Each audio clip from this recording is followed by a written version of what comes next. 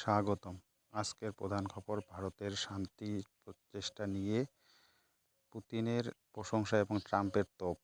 আন্তর্জাতিক কূটনীতিতে তৈরি হচ্ছে নতুন সমীকরণ।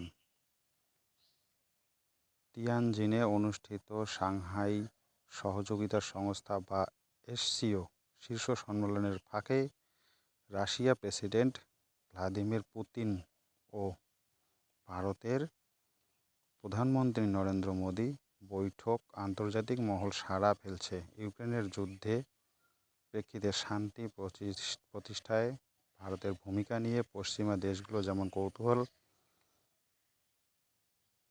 তেমনি রাশিয়া ভারতের এই প্রচেষ্টাকে স্বাগত জানিয়েছে।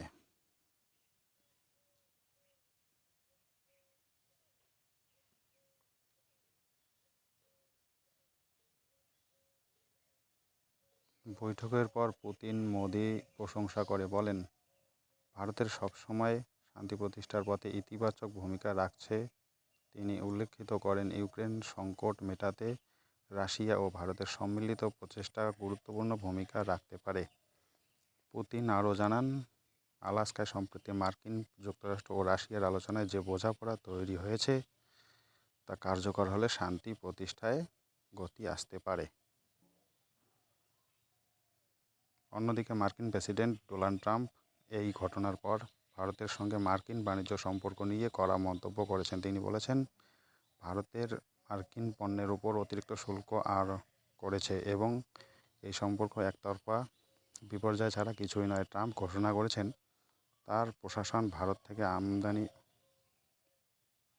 হওয়া বেশ কিছু পণ্যের উপর 50% পর্যন্ত শুল্ক আরোপ করেছে। একদিকে পুতিন ভারতের শান্তি চেষ্টা স্বীকৃতি দিচ্ছেন, অন্যদিকে ট্রাম্প ভারতের বাণিজ্যিক চাপ রেখেছেন। এই পরিস্থিতি ভারতের জন্য নিঃসন্দেহে এক কঠিন কূটনৈতিক ভারসাম্য খেলা। রাশিয়া ও চীনের সঙ্গে বন্ধুত্বপূর্ণ সম্পর্ক বজায় রেখে একই সঙ্গে মার্কিন প্রেসিডেন্টের সঙ্গে বাণিজ্য কৌশলগত সম্পর্ক রক্ষা করা ভারতের বড় চ্যালেঞ্জ হয়ে উঠেছে। সংক্ষেপে বলা যায়, পুতিন ভারতের শান্তি চেষ্টা স্বীকৃতি দিয়ে সমর্থন জানিয়েছেন, আর মার্কিন প্রেসিডেন্ট ট্রাম্প তোপ দেখেছেন শুল্ক নীতি নিয়ে। এই দুইজন ভিন্ন সুরই প্রমাণ করেছে, বর্তমান বিশ্বে কূটনীতি মানে শুধু শান্তি আলোচনা টেবিল নয়, বরং অর্থনীতি, চাপ এবং রাজনৈতিক কৌশলের সমন্বিত খেলা। আগামী দিনে ভারত কূটনীতি মানে শুধু আলোচনা টেবিল নিয়ে নয়। আপনার মতামত, ভারতকে কী ধরনের নীতি নেওয়া উচিত কমেন্টে জানান, আর এমন বিশ্লেষণ পেতে সাবস্ক্রাইব করতে ভুলবেন না।